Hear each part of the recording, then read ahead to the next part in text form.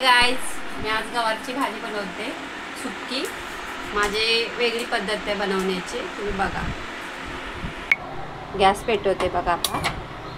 त्याच्यावरती आहे गवार। आता मी साफ करून ठेवलेली होती, तिला मी आता पाण्यामध्ये शिजवायला ठेवणार आहे। हे बघा पाणी टाकते आता। तोपर्यंत आपण ह्याच्या फोडणीची सामानाची तयारी करूया हे शिजूसपर्यंत।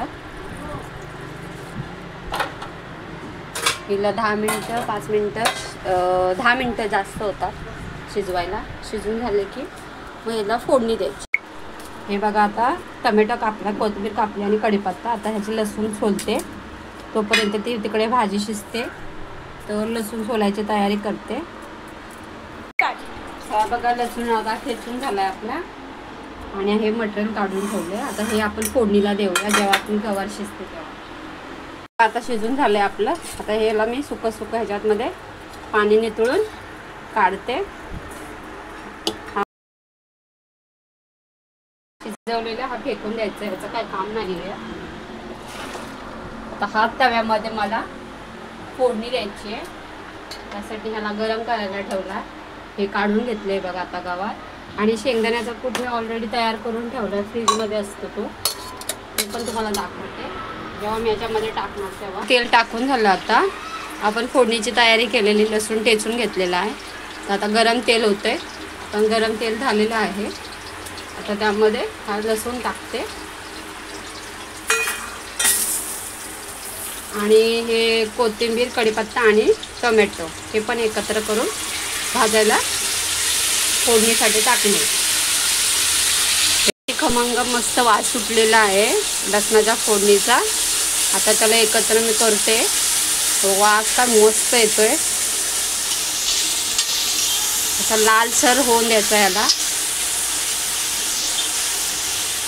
आपलं लालसर होऊन झालंय। आता ह्याच्यामध्ये आपण ही गवार काढून घेतलेली आहे ती ह्याच्यामध्ये टाकून घ्यायची, त्याला एकत्र करून घ्यायचं असं। आणि आपला नेहमीसारखा लाल मिरची पावडर, मीठ आणि ते काय बोलतात हळद, हे सगळं एकत्र करून वाफेवरती शिजवायला ठेवायचं। चवीपुरतं मीठ, नेहमीसारखी आपली हळद आणि लाल तिखट मसाला।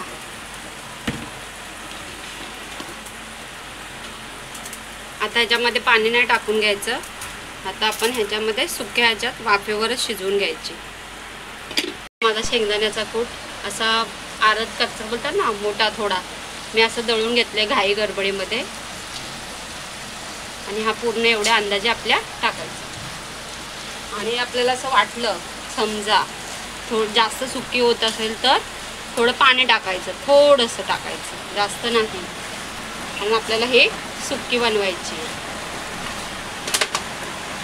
हे बघा मी थोडंसं टाकते आता आणि हे 5 मिनिटांनी मी आता बंद करणार। हे तोपर्यंत आपण हे शिजून घेऊया।